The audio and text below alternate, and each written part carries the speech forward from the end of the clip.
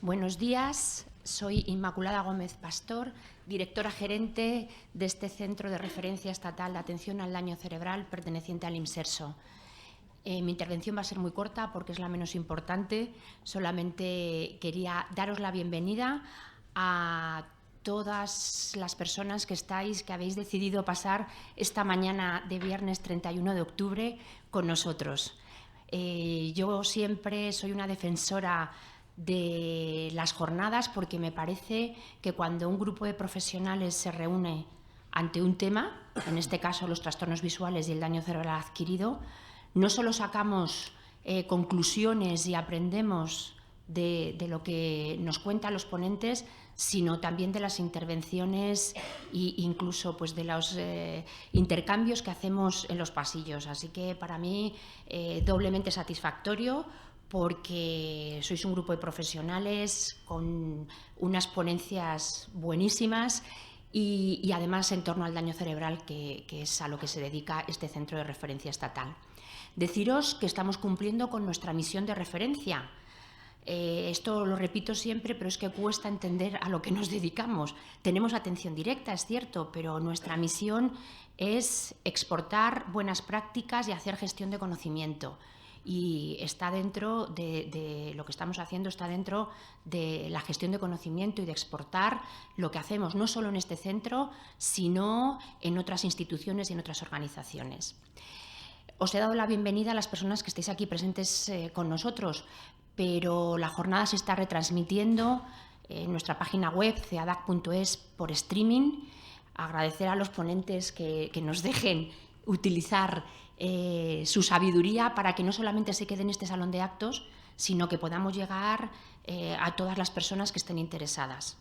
Por lo tanto, espero que tengamos buen seguimiento y la jornada queda grabada. Por si acaso hay algo que en tiempo real no podamos sacarlo el jugo que se merece, pues siempre podemos hacer una repetición.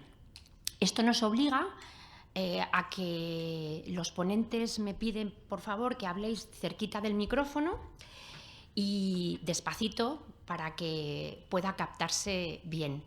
El turno de preguntas, hemos pensado, lo hemos organizado así, el turno de preguntas se hará al final de la jornada.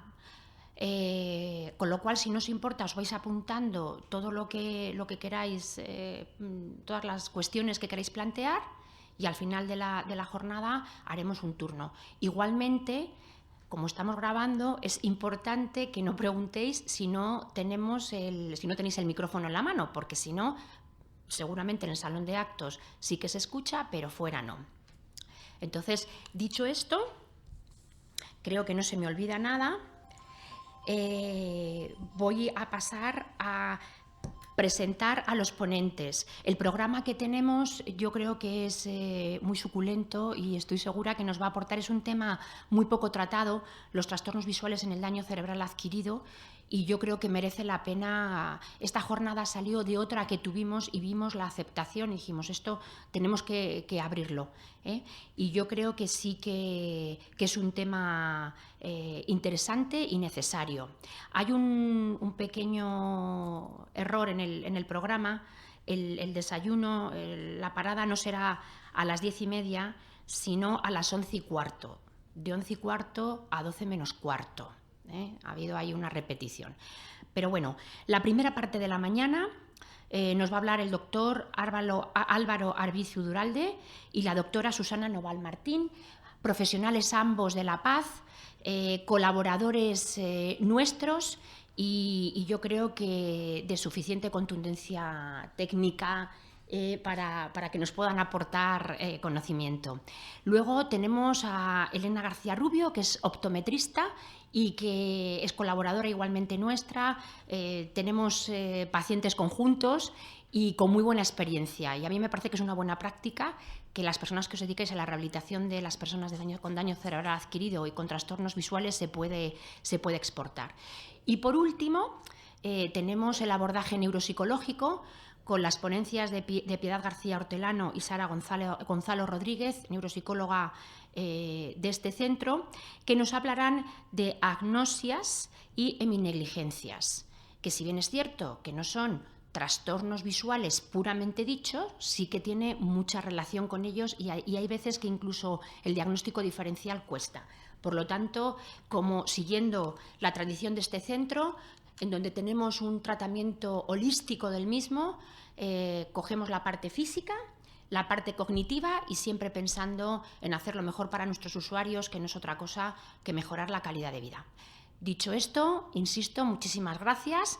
Luego, al final de la mañana, volveremos a vernos y espero que las horas que dedicáis con nosotros sean productivas. Muchas gracias por todo. Pasamos al doctor Arbizu. Un momento, que se me olvida dar las gracias al personal de este centro que está en la sombra, que no los veis, pero que están desde los coordinadores, el doctor González Altez, del que surgió la idea, el personal de mantenimiento, en fin, todas y cada una de las personas que están colaborando para que esto salga de la mejor manera posible. Muchas gracias. Cuando quieras. Bueno, buenos días a todos. Muchas gracias. Muchas gracias a los organizadores y doblemente porque a mí ya me tuvieron aquí en otra ocasión y a pesar de eso me han vuelto a invitar. Entonces, bueno, os voy a hablar de las alteraciones de la motilidad ocular en el daño cerebral. Hay muchas secuelas visuales que todos vemos en pacientes de daño visual, de daño cerebral. El procesamiento visual, la capacidad visual motora, muchos tienen diplopia, muchos tienen nistagmus. Se pueden dar alteraciones, pérdida de visión, de agudeza visual y pérdida de campo visual. En cuanto a las alteraciones de la motilidad ocular, pues son más frecuentes no en los casos de ictus carotídeos, en los que se ven más problemas de agudeza visual o problemas de motilidad, sino más en problemas vertebrobasilares o ya más cerebrales, ¿no? Entonces, centrándonos en los trastornos de motilidad, uno de los problemas que tienen, de las consecuencias más importantes que tiene, es la diplopia. La diplopia para los pacientes es como una tortura añadida, además de las limitaciones, los problemas que les ha causado el daño cerebral, tienen como la puntilla de encima ver doble, lo cual les limita, pues a lo mejor, si tienen limitada la movilidad o tienen limitada, les ha cambiado mucho la vida con el daño cerebral, resulta que además pues, les complica la vida para leer, para ver la tele, lo que sea. La diplopia puede ser constante, puede ser intermitente, puede ser de lejos, de cerca, en algunas posiciones de la mirada y depende también de la capacidad de fusión que tenga el paciente. Centrándome ya en lo que os iba a contar hoy, las parálisis oculomotoras de tercero, de cuarto y de sexto pares craneales, es muy frecuente que las veamos por secundarias a daño cerebral. Las tablas y las publicaciones de incidencia dependen mucho del centro en el que uno trabaje, del que el autor trabaje. Entonces, no es lo mismo en La Paz, que hay muchísimo, la importancia del infantil es muy grande y se ven muchísimos niños, y la etiología en niños también varía con respecto a los adultos, que en un centro que no atienda a niños, como el centro de Cruz Roja de mi amigo Carlos de Pablo, que está ahí, ¿no? Entonces, estas tablas que tenéis aquí de cuarto, tercero y sexto, probablemente en La Paz el cuarto sea mucho más frecuente que el tercero, ¿no? En cuanto a la etiología topográfica, voy a pasar un poco más rápido, pero en cualquier caso estamos hablando de zonas cerebrales donde hay muchas zonas muy sensibles y muy cerca y que se pueden afectar varias a la vez. Y entonces no es raro tener afectaciones de varios pares craneales, asociaciones de un par craneal con problemas de movilidad, porque todo está ocurriendo en una zona llena de núcleos y de vías, ¿no? Entonces, bueno, todo lo que afecta sobre todo a los pares craneales, al tercero, el cuarto y el sexto, la mayor parte de las veces ocurre en esta zona de aquí del cerebro medio y la protuberancia del puente, ¿no? También puede ocurrir en el trayecto de los pares craneales hasta su llegada a los músculos oculomotores. En el espacio subaracnoideo es menos frecuente que tengamos problemas de ictus, problemas cerebrovasculares isquémicos, pero sí se pueden encontrar meningitis, los traumatismos pueden afectar a esa zona por herniación y luego, pues bueno, el caso de las parálisis de tercer par es especialmente frecuente el aneurisma de la comunicante posterior, que, como más tarde os contaré, cursa con dilatación pupilar. Las herniaciones, que cuando hay un traumatismo, cuando hay una hemorragia que comprime, el cerebro desde fuera, se puede producir una herniación y una compresión que puede provocar parálisis oculomotoras. En el seno cavernoso, en el recorrido que estamos haciendo hacia el ojo, desde el origen de los pares craneales hasta el final en los músculos oculomotores, también puede haber, pero ahí es más frecuente que haya asociaciones de pares. Ahí van más juntos, ahí, como veis, está el sexto, están en la pared los demás, y es frecuente tener más de un par craneal afectado, o por un tumor o por una hemorragia, y la clínica es más aguda, con dilatación pupilar, enrojecimiento y alteración de la motilidad de varios pares. El vértice orbitario suelen ser más problemas o inflamatorios o tumorales, y bueno, pues no es tanto lo que nos trae aquí, ¿no?, de daño cerebral. En cuanto a la etiología del tercero, luego lo veremos también más detalladamente, pero en definitiva depende mucho de la edad y depende mucho, como os decía antes, del centro donde estáis trabajando. Se ven muchas isquémicas, muchas que no sabemos lo que son y que les colocamos el apellido isquémico, y luego también hay traumáticas o incluso algunas congénitas, que por ejemplo en el infantil pues sí se ven de la paz, pero en muchos otros centros pues no. Los tumores son menos frecuentes y los traumatismos sí que vemos muchos. La clínica es lo que estáis viendo aquí: tosis, desviación hacia fuera del ojo, limitación de los movimientos oculares. Como sabéis, el tercero inerva el recto superior, el recto medio, el recto inferior y el oblicuo inferior, entonces, y además el elevador del párpado más la pupila. Entonces, eso genera, cuando se afecta al tercer par, la alteración de los movimientos es compleja, afecta a muchos movimientos. Entonces, como en este caso, veis que tiene tosis, limitación de la aducción, no eleva, como veréis en las siguientes fotos. No, aquí está limitada la aducción del ojo izquierdo, la elevación, y prácticamente solo conserva la abducción. Puede haber parálisis incompletas, donde solamente se limite, como en este caso, la elevación de un ojo, frecuentemente acompañadas de tosis, o la infraducción de un ojo, o la aducción. Todas estas hay que diferenciarlas especialmente las parálisis de la limitación de aducción, como en este caso, de la oftalmoplegia internuclear, de la que hablaré más tarde, ¿no? Bueno, la limitación de elevación en aducción por la parálisis del oblicuo inferior aislada es muy rara, y la mayor parte de los casos son síndrome de Brown o iatrogenias por cirugía de estrabismo sobre el oblicuo superior. Bueno, todas estas limitaciones, si se ocurren en adultos especialmente, en niños es menos frecuente, ocasionan diplopia, ocasionan tortícolis. El paciente mueve el cuello, pone la cabeza en una posición para evitar la visión doble. Esa tortícolis puede conseguir evitar la visión doble en alguna zona del campo visual, pero de todas formas le complica también bastante la vida. Y lo que os decía de la pupila, se dice tradicionalmente que en las parálisis de tercero con midriasis es mucho más frecuente la causa compresiva, tumores o aneurismas de la comunicante posterior.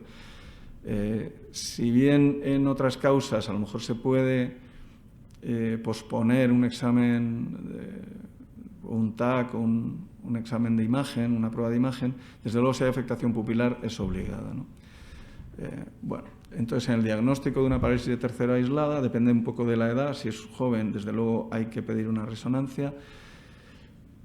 Si hay factores de riesgo, una persona mayor de 50 años, o yo ya me parece que eso es muy joven, más tarde, pues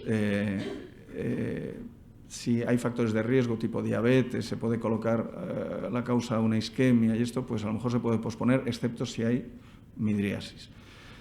Si hay otros síntomas asociados como que os indiquen que pueda tener en realidad una arteritis de células gigantes y tal, pues hay que pedir estas pruebas, velocidad y pruebas de imagen.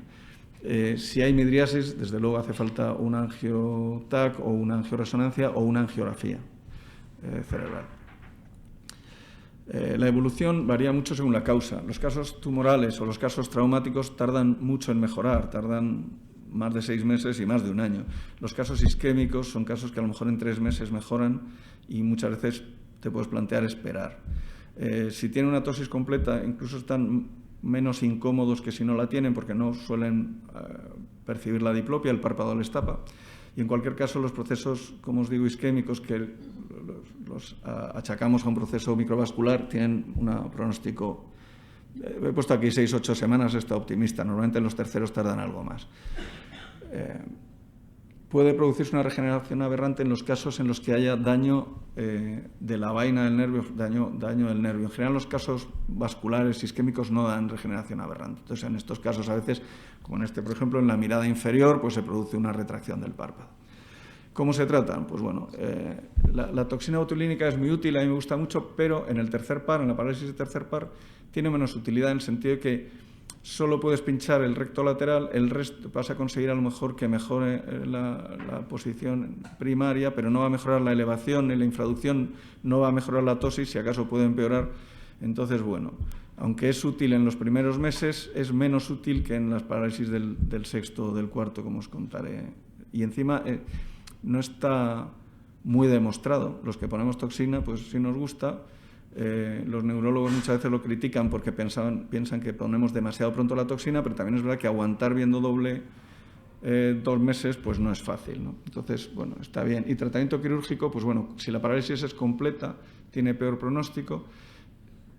Si ya necesitas un tratamiento quirúrgico, que suele ser a partir de los 6 meses de evolución, casi nunca consigues una movilidad ocular extrínseca completa. Lo que puedes intentar conseguir es un área central inferior que no vean doble, pero desde luego es muy difícil que consigas que no vea doble arriba del todo, abajo del todo. Entonces les das una cierta comodidad a los pacientes, pero hay que ser honrado y no venderles la moto de que esto va a quedar perfecto como antes, porque si ya has llegado a la cirugía es que probablemente no va a mejorar del todo, ¿no? Bueno, hay distintos tipos de cirugía que supongo que, como no está lleno de oftalmólogos, pues no es para que me extienda mucho. Se puede hacer cirugía ajustable, aquí se deja el hilo colgando y tú puedes en los días siguientes tirar o aflojar para evitar conseguir una zona de posición primaria sin visión doble. Eso mismo lo puedes hacer en quirófano y ajustarlo en quirófano en adultos, claro, en niños no van a colaborar. Bueno, ahí veis el músculo colgando del asa, esta es la inserción original del músculo, está aquí retroinsertado y tal. La tosis no suele necesitar cirugía y en cualquier caso hay que operarlos después de la cirugía del estrabismo, porque muchas veces cuando mejora la posición del ojo, el movimiento del ojo llega a posición primaria, el párpado acompaña y sube. Es raro que tengas que operar una tosis. Entonces, bueno, pues la exploración de la tosis hay que hacerla sujetando la ceja para evitar que el frontal ayude y también, como os digo, es raro que solamente el problema sea la tosis, suele ir asociado con limitaciones de la elevación, diplopia en la mirada superior. Bueno, quizá debería pasar un poco más rápido en esto. En definitiva, si la diplopia es con un ángulo pequeño, con prismas pueden estar bien. La toxina botulínica siempre se puede ensayar, es más eficaz en los primeros meses, pero se puede ensayar siempre. Y la cirugía de retroinserción y resección es útil especialmente en los casos que pasa de la línea media el movimiento del ojo. Si no pasa de la línea media, muchas veces hay que asociar técnicas de suplencia que tienen una eficacia bastante limitada. Bueno, en cuanto al cuarto par, la parálisis de cuarto par, se ven muchos más cuartos pares de lo que está publicado. En La Paz, desde luego, vemos mucho cuarto par en la urgencia. Los residentes enseguida saben diagnosticar una paresia de cuarto par. Yo creo que es una paresia claramente infradiagnosticada.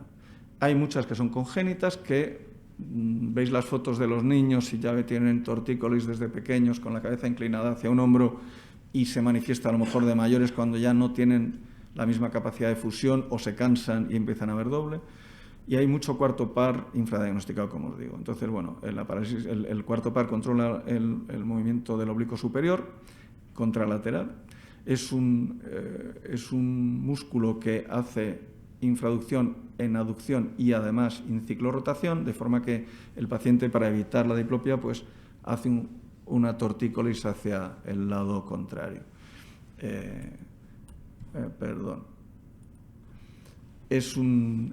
El recorrido es largo, se cruza por detrás y va hasta el oblicuo superior, el recorrido del nervio, entonces es más frecuente que se dañe en traumatismos, incluso en traumatismos banales. Recuerdo una chica joven con una caída de esquí que tuvo una parálisis de cuarto par. Entonces, lo que pasa es que esos en general tienen un pronóstico algo mejor. También pasa por el seno cavernoso, este no va como el sexto metido en medio del seno cavernoso, sino va como el tercero más por la pared. Y dado que el recorrido es posterior, no se afecta tanto por la patología de la parte anterior de la protuberancia. Bueno, eso hace que tenga asociaciones con fascículos que intervienen en la motilidad, de forma que no es tan raro que se asocie con problemas de paresias, ¿no? Luego, otras causas de parálisis de cuarto par, aparte de las postraumáticas, pues son los infartos, los gliomas y muchas veces la esclerosis múltiple. Siempre hay que hacer diagnóstico diferencial con la miastenia gravis, que la miastenia es muy buena simuladora y puede simular prácticamente todo, pero en particular las parálisis de cuarto par también. Entonces, bueno, pues como veis ahí, puede asociarse con síndrome de Horner, pero también se puede asociar con alteraciones de movilidad del cuerpo. Entonces, se ven también en tumores, en meningitis y metástasis, pero mucho menos frecuentemente. En el seno cavernoso y en la órbita es frecuente que se asocie a otros pares craneales. Entonces, como os decía, la etiología. Os he sacado una serie de von Norden porque es uno de los clásicos del estrabismo y son series largas, pero realmente, vuelvo a insistir, depende mucho del centro donde uno trabaje, ¿no? Nosotros vemos mucho postraumático, mucho congénito descompensado y seguramente isquémicos. En otros sitios pues, verán muchas congénitas y en otros lados pues, verán muchas menos que nosotros, ¿no? Es muy poco frecuente las causas aneurismáticas y tal.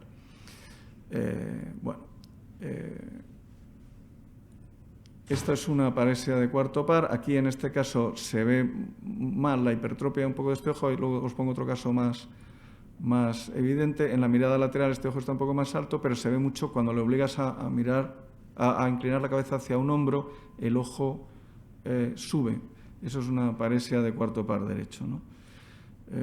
Cuando inclina la cabeza hacia el lado contrario, el ojo baja a su sitio, de forma que los pacientes van inclinados.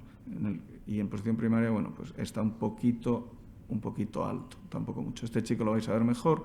Aquí cuando inclina la cabeza hacia el lado parético, pues se eleva mucho más y lo arregla cuando mueve la cabeza hacia el lado contrario.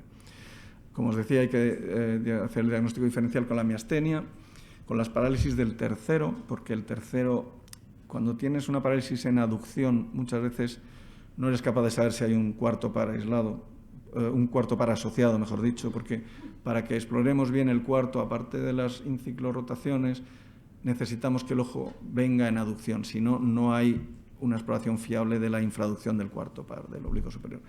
Alteraciones que se ven en niños como la plagiocefalia cambian la inserción el recorrido y la tróclea, la posición de la tróclea del oblicuo superior y también pueden dar cuartos. Y, bueno, los traumatismos, hemos tenido casos por ataques de perros con lesión en la tróclea, pueden dar paresias de cuarto par que en realidad son traumáticas y son alteraciones de la tróclea, ¿no? La enfermedad tiroidea, la orbitopatía de Graves, también lo puede simular, aunque bueno, suele tener otros signos asociados.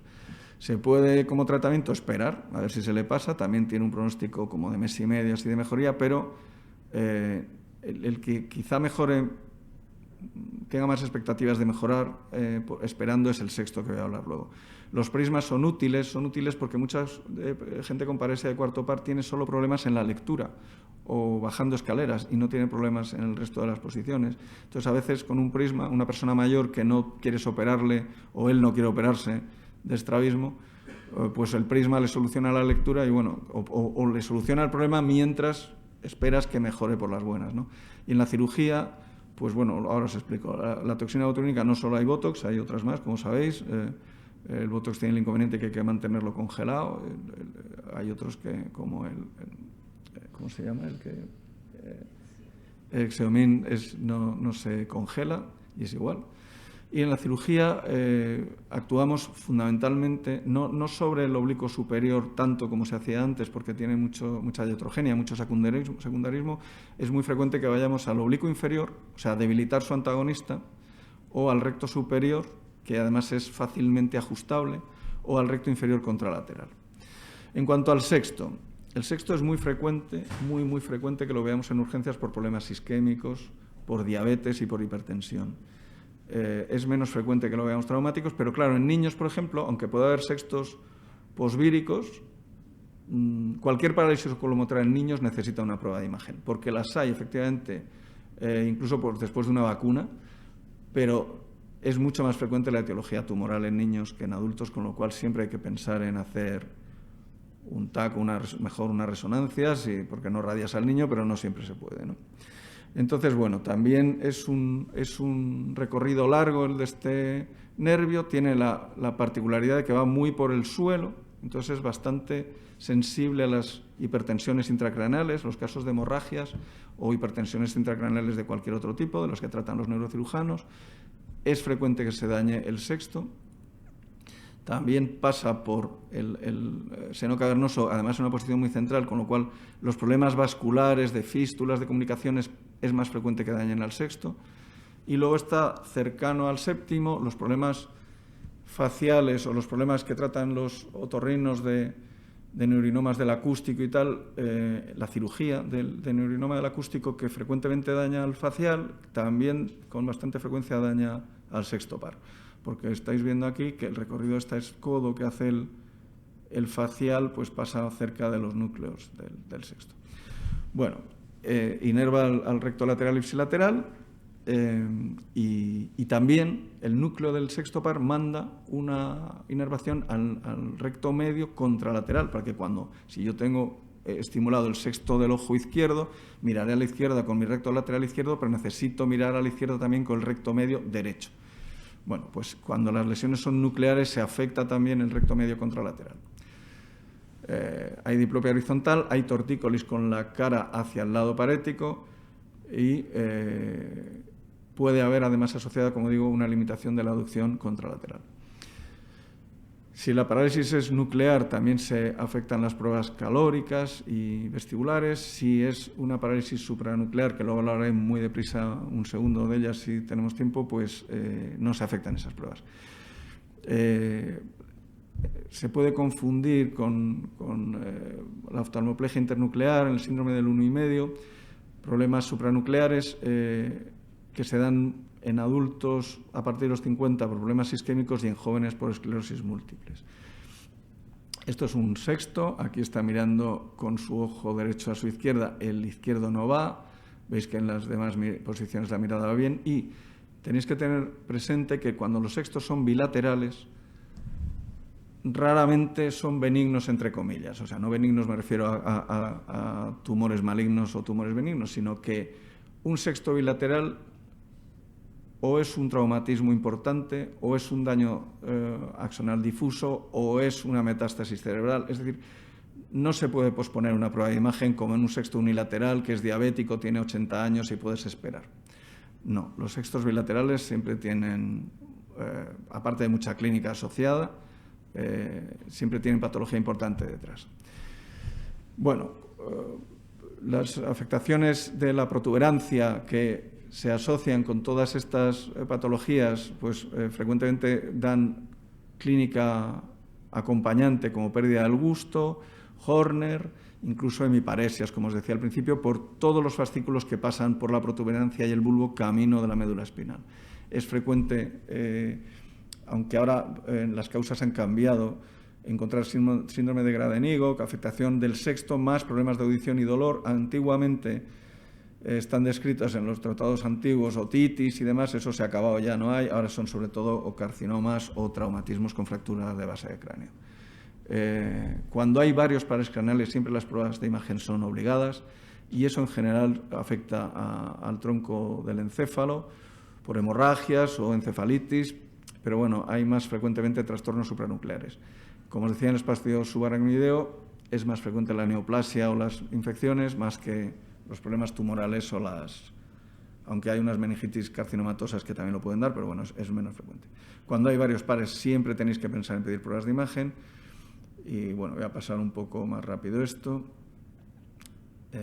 Siempre pensar en miastenias como diagnóstico diferencial, enfermedad de Graves tiroidea, miastenia gravis, oftalmoplegia externa progresiva, enfermedad inflamatoria orbitaria, todas esas tienen asociados otras clínicas.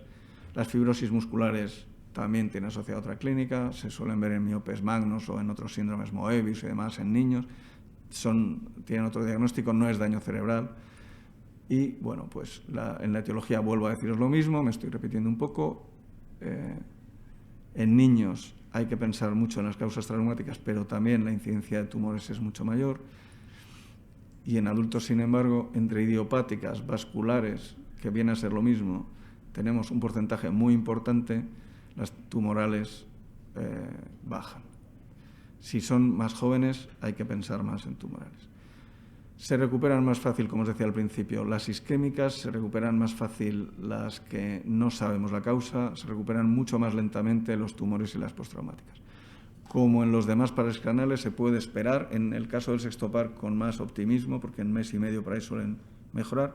Si la limitación es pequeña, se pueden poner prismas, se puede utilizar la toxina, sí que es más agradecido a la toxina, porque pinchas solo el recto medio y puedes conseguir que a lo mejor no tenga una visión doble en posición primaria, aunque por supuesto puedes tener tosis. La toxina se pincha muy bien en adultos con anestesia tópica y colaboran bien, no es doloroso. En niños te necesitas sedación. En cuanto a la cirugía, volvemos a lo mismo. Si el ojo, se reserva para casos que ya no han mejorado en los primeros meses. Entonces, si pasa de la línea media, se hace cirugía clásica, retroinserción, resección o retro del recto medio contralateral, y si no, pues ya tienes que hacer cirugías de suplencias que llevan un montón de años inventadas. Perdón, os los voy a enseñar. Veis las fechas de estas cirugías. Hace un montón se lleva el recto superior y el recto medio, o una parte de ellos, hacia el recto lateral. Realmente estás supliendo un músculo inervado por el sexto par por músculos inervados por el tercero, de forma que tampoco es que sea muy fisiológica la cosa, pero el caso es que mejoran muchas veces su tortícolis. Consigues a lo mejor que no esté con diplopia en posición primaria, nunca consigues una motilidad perfecta, y a los pacientes, si no les has dicho que van a quedar perfectos, suelen estar contentos. Yo creo que los que más insatisfechos están son los que menos te has parado a informar o que menos han comprendido las limitaciones de los procedimientos. Los nistagmus son también, un poco como la diplopia, una especie de condena asociada a todo lo que les pasa a los pacientes con problemas de motilidad por daño cerebral.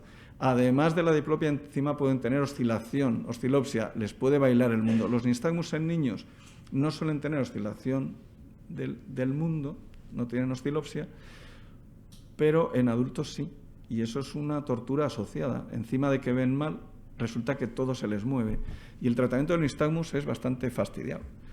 No tiene un buen tratamiento farmacológico, no tiene un buen tratamiento quirúrgico, la toxina tiene bastantes efectos secundarios, y bueno, lo más que puedes conseguir es a lo mejor disminuir la amplitud de la oscilación, conseguir una posición de bloqueo cuando el bloqueo que ellos tienen para conseguir bloquear tienen posiciones muy acrobáticas de tortícolis, pues a lo mejor conseguir que esa posición no sea con un tortícolis tremendo, más en posición primaria, pero no es muy agradecido. Bueno, no sé si debería hablaros mucho de esto. Las parálisis supranucleares son algo más complejas que las parálisis de cada nervio en particular. Es frecuente que se asocien parálisis de más de un movimiento. Si, por ejemplo, está afectado el fascículo longitudinal medial, podéis encontrar una parálisis limitada en aducción de un músculo, pero es frecuente que haya parálisis de la mirada, parálisis asociadas por afectación no solo del fascículo longitudinal medial, sino de la formación paramedial pontina reticular, y entonces tendréis parálisis de la mirada horizontal. Cuando tenéis el síndrome de Parinot tenéis limitaciones de la mirada vertical, y entonces todo eso son patologías que está obligado a intervenir un neurólogo. todas ellas necesitan estudios de imagen, es frecuente que tengan mucha patología asociada y realmente al oftalmólogo ahí se le escapa. El oftalmólogo puede paliar un poco la situación proponiendo cirugías para evitar diplopias en posición primaria o para aminorar nistagmus, pero realmente es frecuente en jóvenes que esto esté asociado con problemas de esclerosis múltiple y en adultos con problemas isquémicos ya más serios, ¿no?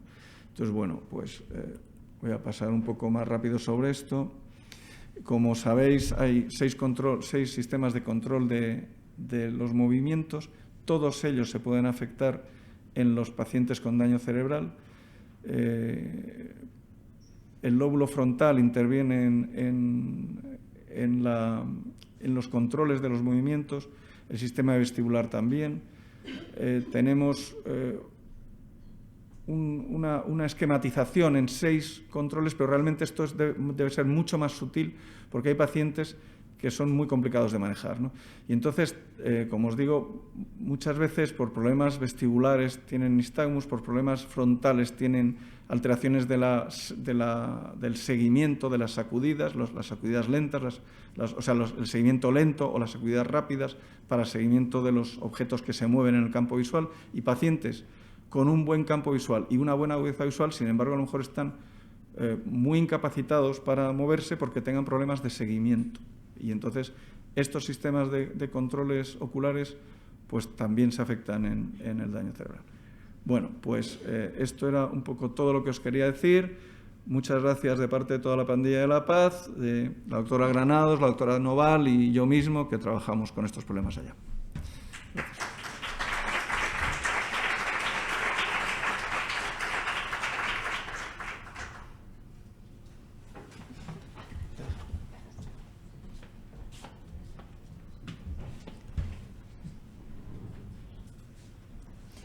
Bueno, buenos días, gracias por invitarme.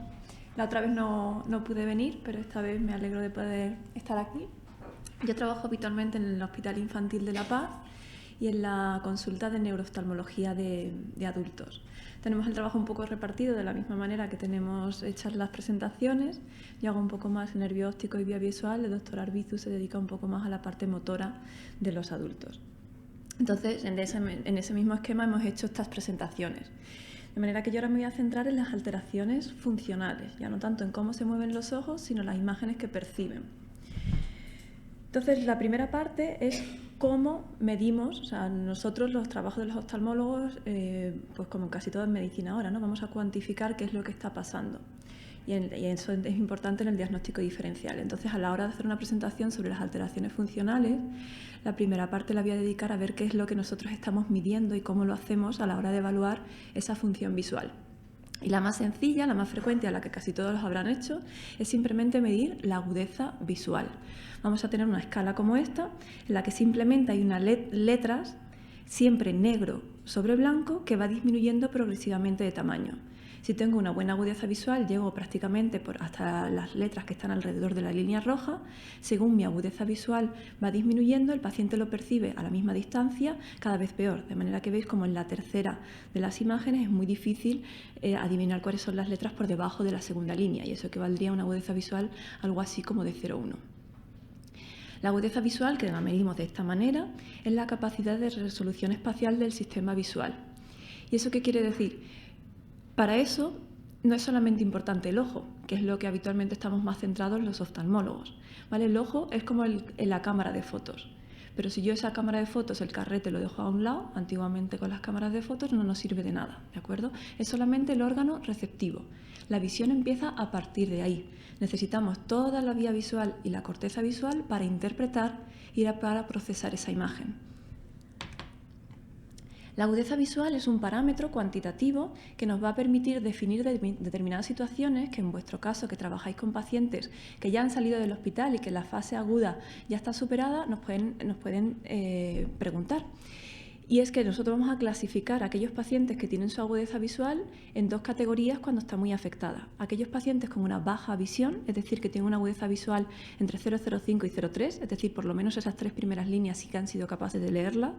Y habitualmente somos capaces de potenciar esa visión. Es una visión baja, pero con ayudas de optometría se puede llevar una vida más o menos normal. En cambio ya la ceguera, que es aquella en la que ni siquiera es capaz de leer la primera línea por debajo de 0,05 o con una restricción severa del campo visual, esta ya es una situación que es muy poco explotable y que habitualmente son pacientes, como veremos ahora, susceptibles de ayuda más avanzada en centros como la ONCE. Pero la agudeza visual realmente solamente nos está midiendo cuál es la capacidad de la fóvea, del centro de la retina, del que ve con más detalles. El que nosotros no nos estamos percatando, si yo miro a alguien a la cara, a ella le puedo ver los detalles. Veo que hay gente alrededor, pero los detalles de esas otras personas no las veo. ¿De acuerdo? Esa visión central es lo que nos determina la agudeza visual.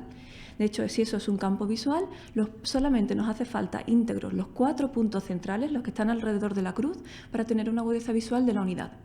Con lo cual se nos queda corta para muchas de estos pacientes. Con un campo visual lo que vamos a hacer es medir qué es lo que está pasando alrededor. ¿De acuerdo? Vamos a poner, y esta es la primera advertencia, un campo visual automatizado, como lo que vemos aquí y que muchas veces nos van a pedir para saber lo que le está pasando a ese paciente neurológico, es difícil de realizar. ¿Vale? Es un paciente al que tenemos que tener sentado con la cabeza apoyada en una mentonera, que coordine perfectamente lo que está viendo con rapidez con su mano, porque cada vez que se le enseña una luz tiene que apretar un botón. Entonces es una prueba que tarda entre 5 y 10 minutos por cada ojo. De manera que muchos de estos pacientes con trastornos neurológicos que no los pueden hacer. En un niño pequeño lo vamos a intentar a partir de los 7 años y probablemente lo hace mejor un niño de 8 años que un adulto que tiene un infarto. ¿Vale? Entonces, lo que vamos a hacer es pedirle que siempre esté mirando al punto de fijación, de manera que la fóvea la tenemos entretenida con una luz central y cada vez que aparezca una lucecita por los alrededores, que apriete un botón para que sabemos qué está pasando arriba a la derecha, abajo a la izquierda, etcétera, etcétera. Entonces, como os decía, no son fáciles de realizar, de manera que lo primero que tenemos que hacer ante un campo visual es saber si nos sirve o no nos sirve. ¿Vale? Para eso el campo visual tiene sus propios parámetros. Es una máquina muy lista que nos hace una serie de parámetros de falsos positivos, falsos negativos y de pérdidas de fijación para saber si realmente esa prueba es válida o no. La práctica clínica vamos a considerar que es viable siempre y cuando esos tantos por ciento haya cometido menos de un 10% de errores. ¿De acuerdo? Si empieza a cometer más errores ya habrá que tener cuidado a la hora de interpretar esa prueba. Luego es muy importante el tiempo. Por cada ojo, en una estrategia 24-2, que es la más eficiente, no deberíamos tardar más de 5 minutos. Todo aquello que se acerca a los 10 minutos, seguro que está bajando la fiabilidad de esa prueba. Y luego es muy importante el personal que la realiza porque es el que está pendiente de qué es lo que está haciendo el paciente. Y esas son las notas de enfermería. De manera que esto es lo primero que tenemos que hacer, ver si el campo visual que ha hecho ese paciente sirve o no sirve. A partir de ahí describiremos el defecto y cuantificaremos, volvemos a clasificar el tipo de defecto que tiene, leve, moderado o severo, en función de un parámetro que tenemos aquí, que es la desviación media. ¿De acuerdo? Y esto más o menos es la información que cualquier persona que os está informando en campo visual os debería proporcionar, no simplemente daros la hoja. Por ejemplo, estos campos visuales, a pesar de que los parámetros aquí, pues tienen un 20% de falsos negativos, pues ya os digo que no sirven para nada. ¿Vale? Si me presentan estos campos visuales, parece que realmente su función visual está muy dañada. Pero esto es lo que llamamos un defecto en trébol. ¿Qué es lo que ocurre? El campo visual, la estrategia más habitual, lo que empieza es testando estos 4 primeros puntos. Este y este. Empieza por ahí, esos son los 4 primeros. Y a partir de esos 4 deduce más o menos cómo explorar los de alrededor. Si el primero lo he visto en 10, pues no empiezo en el de al lado en 30, pues empiezo en 10 para así hacerlo más rápido. ¿Qué es lo que ocurre? Que empiezo bien, pero me canso, ¿vale? Y da lugar a esa forma en trébol. Y esto es un campo nulo, no sirve para absolutamente nada, no es un defecto severo. ¿O qué puede pasar? Pues mandamos a un paciente mayor que ha tenido un accidente cerebrovascular o lo que sea a hacerse un campo visual. Pero es que la gente mayor puede tener tantas cosas en los ojos que afectan de la misma manera a un campo visual, que puede que a nosotros, a vosotros que estáis evaluando un paciente neurológico, no quiere decir que el ojo izquierdo esté afectado su nervio óptico en vez del derecho. Es que este paciente tiene 7 dioptrías de astigmatismo, ¿de acuerdo? Y eso hace que el campo visual no sea válido. Estas son las 2 maneras más frecuentes. Realmente es lo que casi siempre usamos. La agudeza visual en toda exploración oftalmológica, el campo visual si estamos buscando algo más. Pero existen otras pruebas. 2 de ellas, la sensibilidad al contraste y las pruebas de visión de los colores, no se hacen habitualmente en la consulta, salvo que estemos ante un paciente de daño neurológico, pero menos frecuente quizás en este centro, como son los pacientes con esclerosis múltiple. ¿vale? Los pacientes con esclerosis múltiple pueden tener, y con muchísima frecuencia, afectación de la vía visual, habitualmente del nervio óptico, pero que tiende a recuperarse, sobre todo en los primeros brotes. A pesar de que el paciente recupera la agudeza visual, puede ser que después de 3 o 6 meses haya alcanzado otra vez y sea capaz de ver el 100%, su sensación, lo que él no transmite, es que no está viendo igual.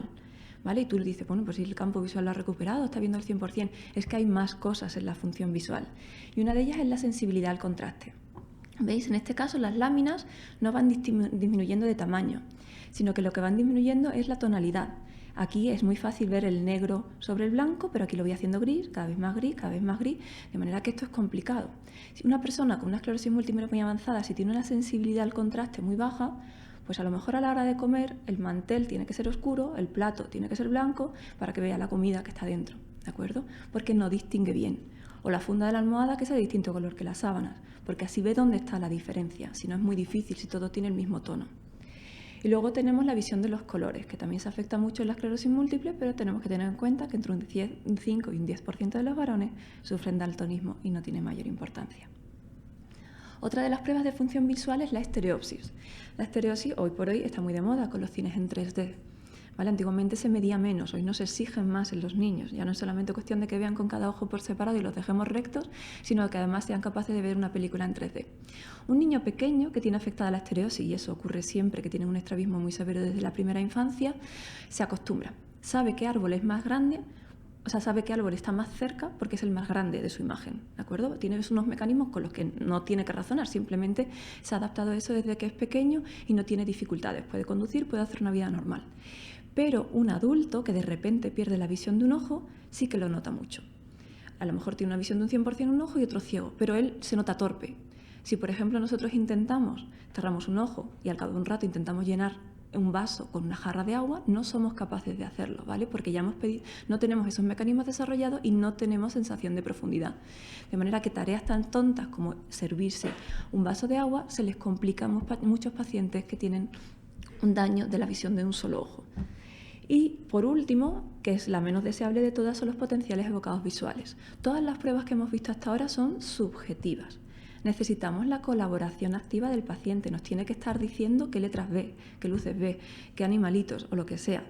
Pero hay pacientes o muy pequeños o muy deteriorados en los que no somos capaces de alcanzar esa colaboración. Hay veces mandan pacientes con Alzheimer que pobrecitos lo intentan, pero es que no son capaces, ¿vale?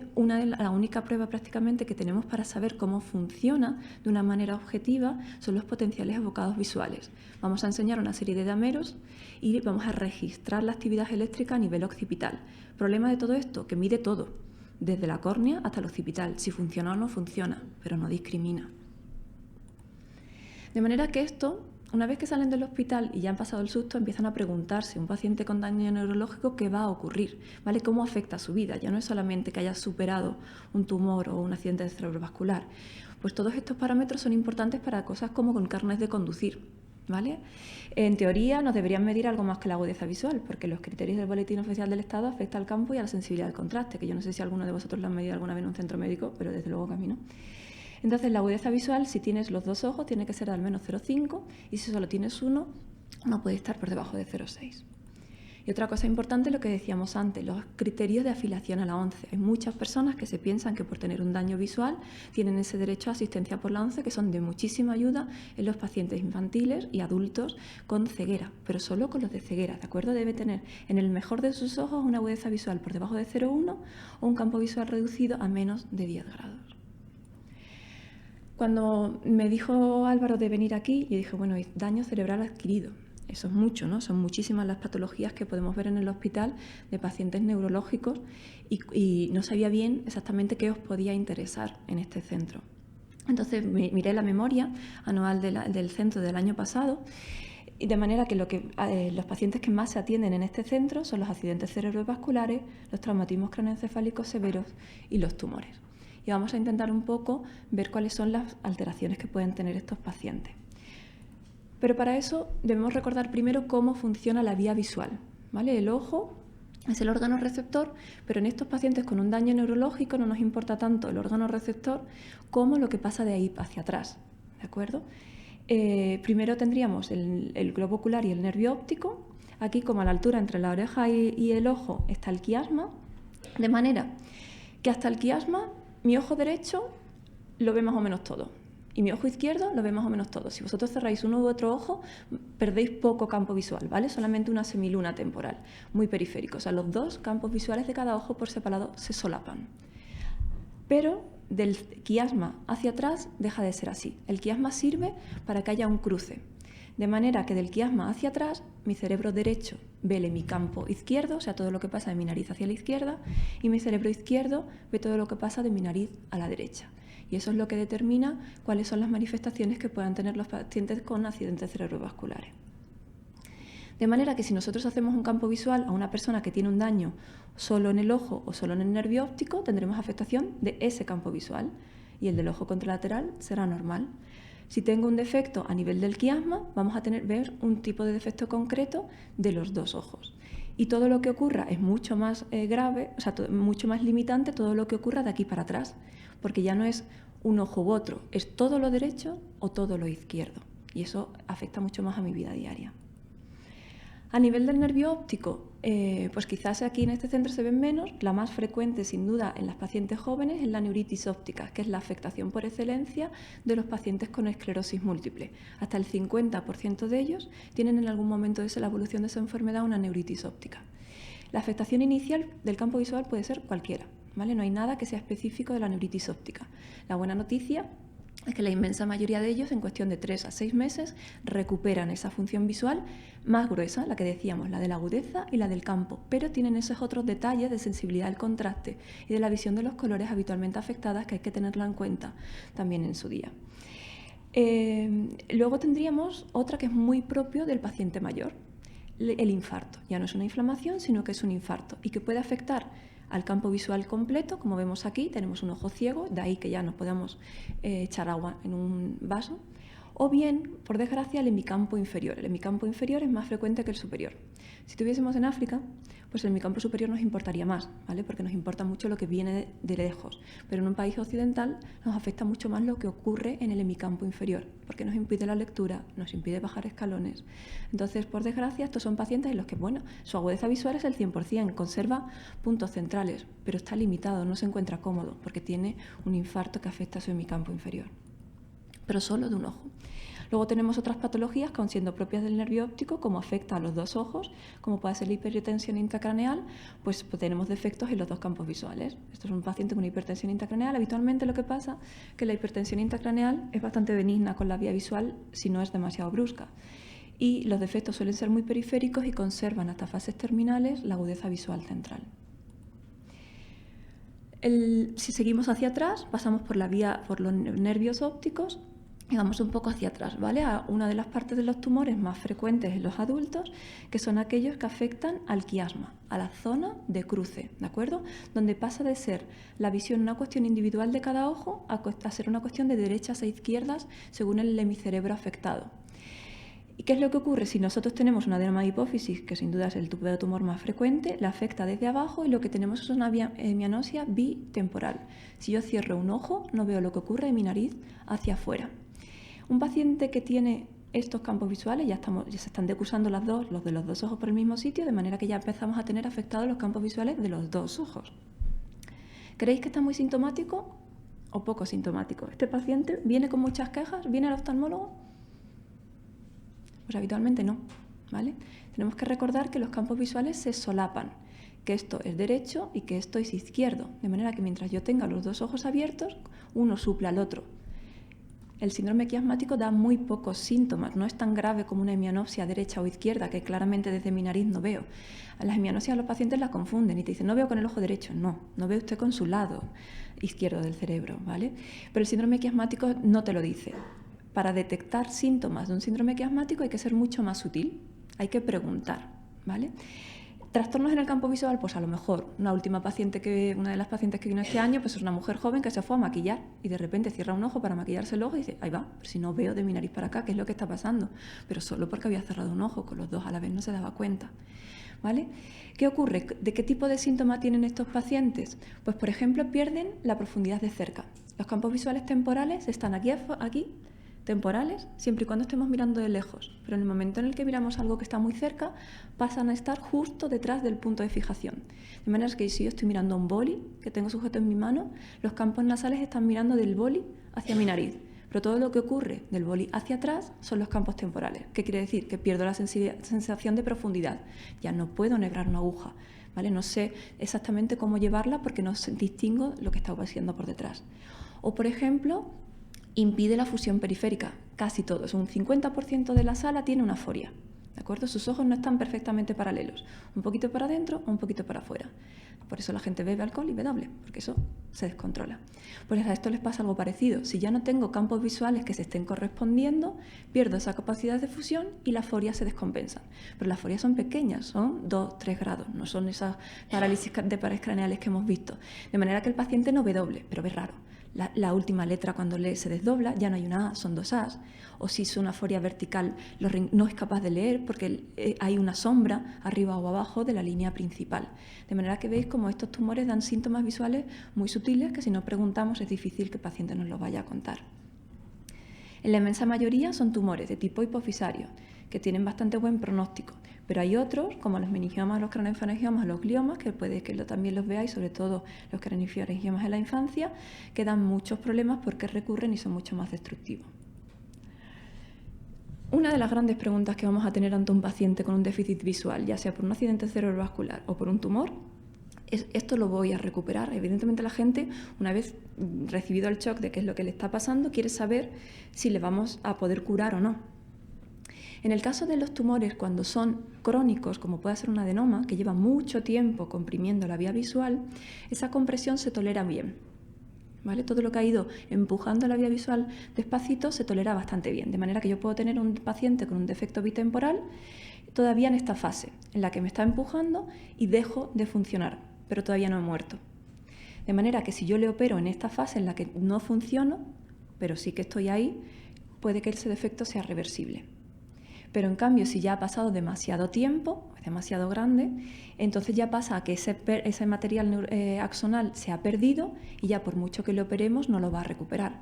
Es decir, si yo estoy ante una persona joven que tiene un adenoma y es irreversible, pues le diré que se opere para que no vaya más. Es una señora que lleva ya 70 años, tiene 70 años, no sabe Dios desde cuándo está eso ahí y no va a recuperar su defecto en el campo visual, lo mismo la paciente tiene derecho simplemente a pedir que se la siga. De manera que ¿y cómo sabemos quién se recupera y quién no se recupera? Pues vamos a mirar a los nervios ópticos. Nosotros tenemos maneras de cuantificar en qué estado está el nervio óptico. De manera que si ese paciente, esto es una prueba que hacemos que se llama OCT, que quizás la veáis también en los informes o algunos que sois optometristas los conozcáis, que nos va a medir en qué estado está el nervio óptico. El verde quiere decir que todavía está sano. De manera que este paciente de 45 años que acudió sin síntomas visuales, pero que como veis tiene un defecto bitemporal, sus nervios ópticos todavía estaban sanos, estaba en esa fase de pérdida de función y los recuperó una vez operado. Pero si nos vamos a este otro, en el que ya tenía un defecto bitemporal, pero ya una atrofia, amarilla quiere decir que se está atrofiando y el rojo es que está atrofiado, pues le vamos a decir que se opere para no progresar, pero no porque vaya a recuperar. ¿Vale? De manera que nosotros podemos proporcionar información pronóstica a los pacientes antes de someterse a una cirugía. Lo dicho, mientras sea crónico, vamos bien, ¿vale? Pero lo agudo se tolera muchísimo peor. Este, por desgracia, es un paciente joven que vino con una afectación, fijaros, una visión de cuenta dedos, porque tiene muy afectado el campo visual derecho, pero que no tenía todavía una gran atrofia, ¿vale? Por encima de 75 se considera de buen pronóstico. Fijaros, a pesar del tamaño del adenoma que tenía ahí, pues nosotros le dijimos, por desgracia, que tenía un buen pronóstico de recuperación visual. Era joven, no tenía atrofia óptica, pero el paciente, por desgracia, sangra en el postoperatorio. Ese aumento del volumen que comprimió el quiasma de una manera tan brusca dejó al paciente en una situación de ceguera. ¿De acuerdo? Ojo derecho completamente perdido, ojo izquierdo solo le queda el hemicampo nasal. Lo crónico se tolera bien, pero lo agudo no. Y seguro que lo más frecuente de lo que se ve en este centro, ¿de acuerdo? Los defectos homónimos del campo visual, es decir, todo aquello que afecta del quiasma hacia atrás. Si vemos esta revisión de los defectos homónimos del campo visual, las causas se solapan mucho con vuestro perfil de pacientes. Accidentes cerebrovasculares, traumatismos craneoencefálicos y tumores. De manera que la inmensa mayoría de los pacientes que tengáis aquí seguro que de una manera u otra tienen estos defectos homónimos del campo visual. Por fortuna, la inmensa mayoría, la mitad más o menos, están aislados. A pesar de haber tenido un infarto cerebral y de todo lo mal que le pueda pasar a un paciente en una unidad de ictus, cuando sale lo único que le queda es este defecto homónimo, con lo cual les va a preocupar mucho cómo se pueden recuperar.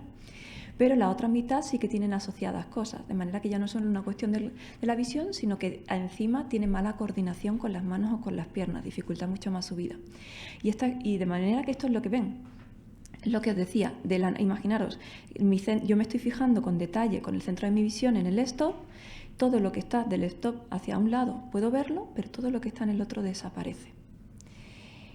Gracias a la plasticidad cerebral y a que hasta que llegan al occipital la vía visual es muy extensa, ¿vale? Porque la vía visual en la zona intermedia entre el quiasma y el occipital pasa por el temporal y el parietal. Al ser tan amplia, por fortuna, no siempre se afecta por completo. Y luego tenemos la plasticidad cerebral.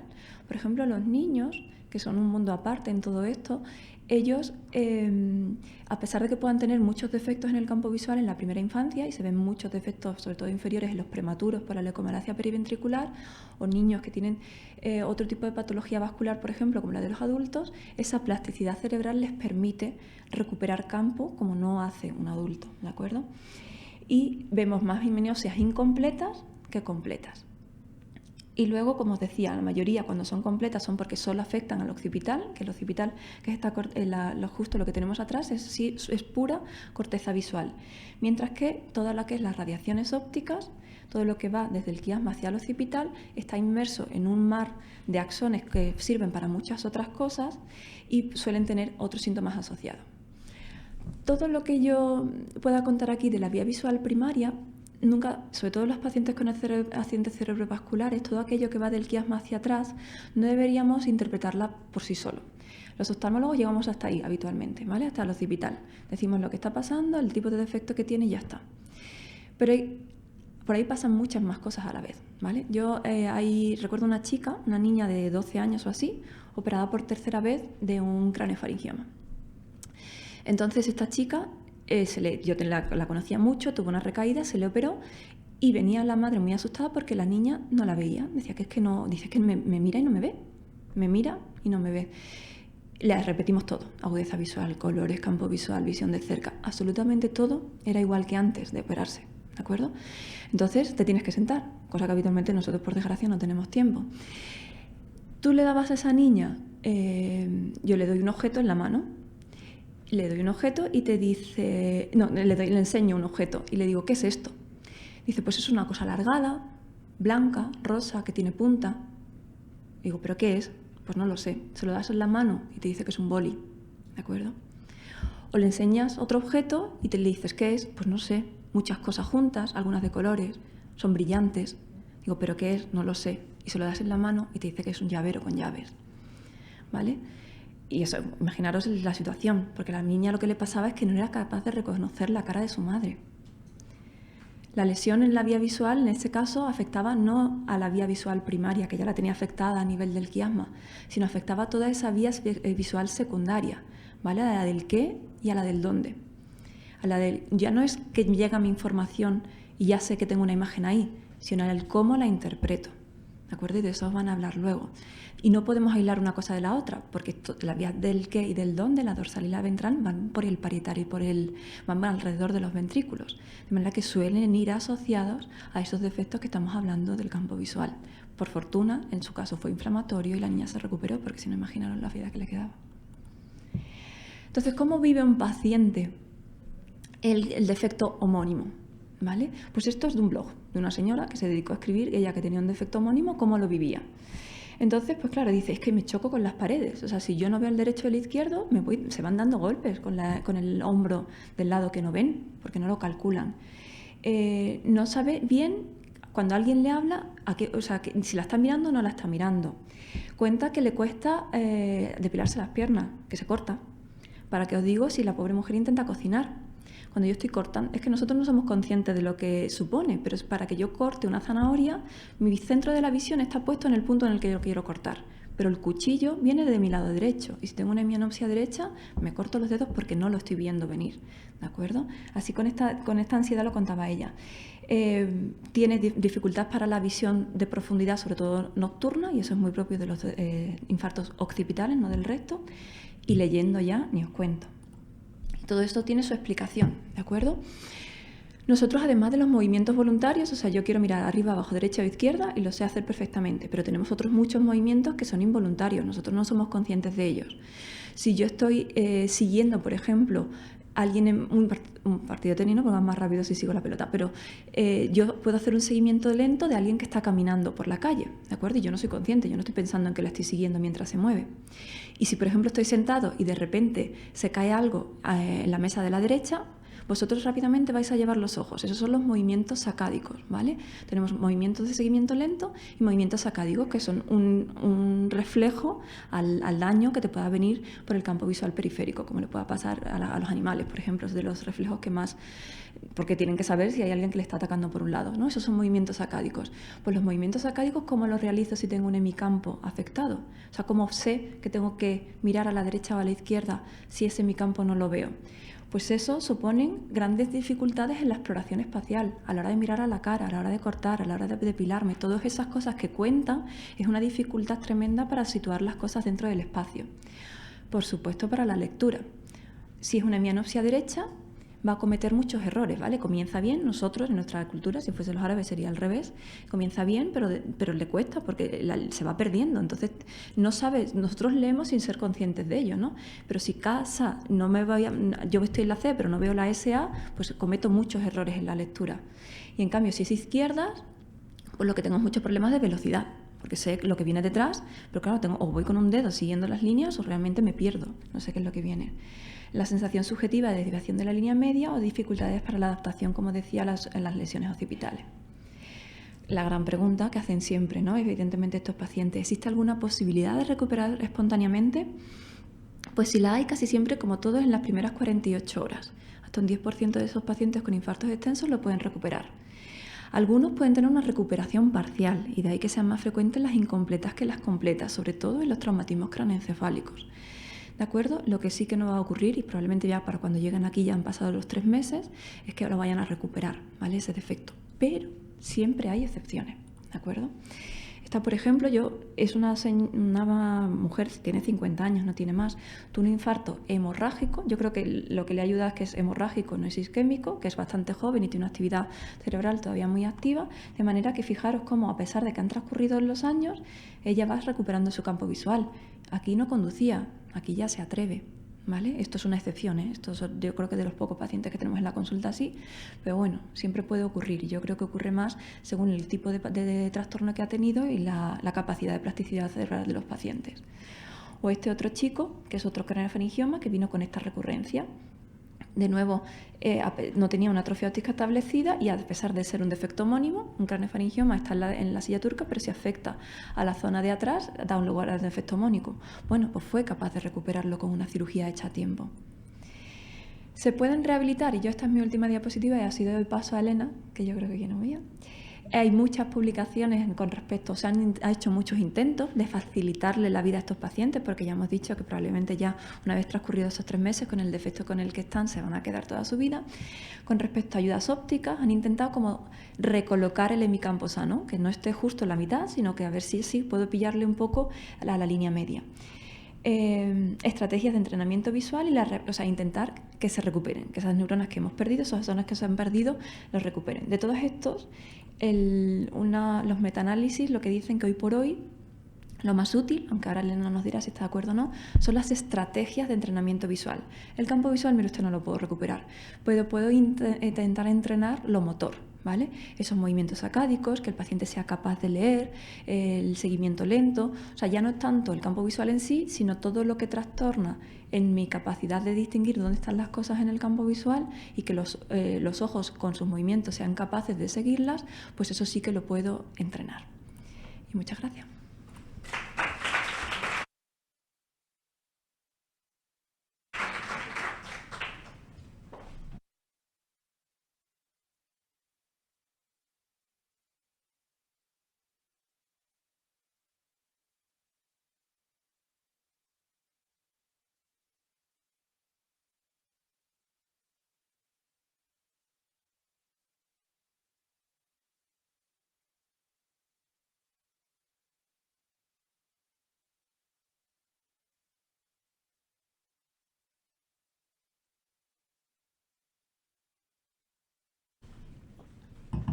Cuando tú me digas.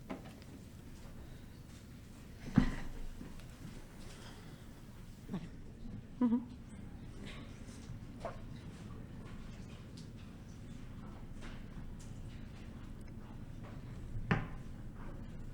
Bueno, buenos días. En primer lugar, muchas gracias por invitarme a compartir esta jornada con vosotros. Yo, como ya os ha dicho Inmaculada, vengo a hablaros de la rehabilitación visual en lesiones cerebrales. A pesar de que es una disciplina que se practica en España desde el año 94, desafortunadamente no es demasiado conocida. Cuando un paciente tiene una lesión cerebral, se entiende que se le abre un largo camino de recuperación, en el que va a pasar por diferentes rehabilitaciones, por fisioterapia, por terapia ocupacional, por rehabilitación motora de todo tipo. Pero no siempre se nos ocurre que quizá la rehabilitación visual tenga que formar parte de esa rehabilitación. Y las alteraciones a nivel visual que puede dejar una lesión cerebral son muy importantes y sobre todo son muy limitantes. Pueden pasar por una visión borrosa, dificultad para enfocar o para mantener el enfoque, una visión inestable, pérdida de campo visual, visión doble, alteración en la visión de los colores y en la función de sensibilidad al contraste e incluso inestabilidad motora.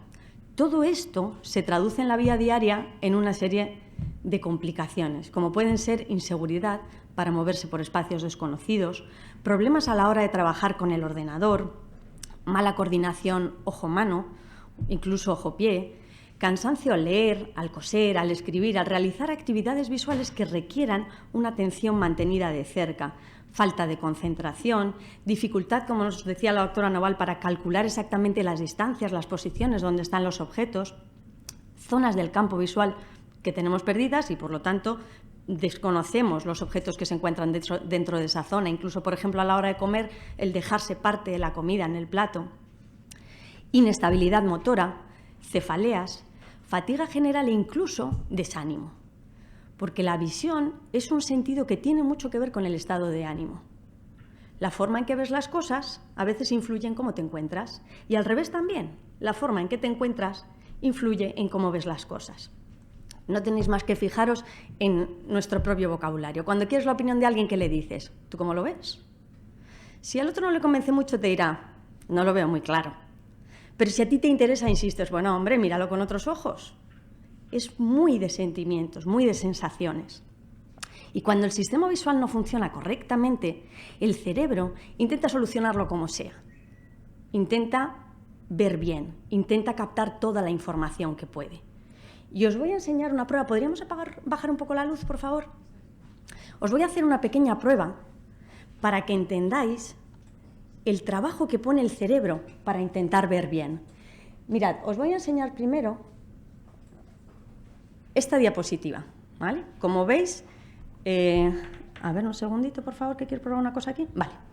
Como veis, son dos fotos exactamente iguales, la derecha y la izquierda, ¿vale? Sin embargo, tenemos una siguiente diapositiva en la que la imagen que está a vuestra izquierda está desenfocada. Si me las pudierais apagar todas un momentito. En la que la imagen que está a la izquierda está desenfocada y la de la derecha está sobreexpuesta. Bueno, yo os voy a pedir que, por favor, miréis solo al punto este azul verdoso que tenéis en mitad de las fotos durante 12 segundos. Y voy a volver a la diapositiva anterior. Quiero que os fijéis en la sensación momentánea que vais a tener cuando haga el cambio de diapositiva. Vamos allá. 1, 2, 3, 4, 5, 6, 7, 8, 9, 10, 11, 12.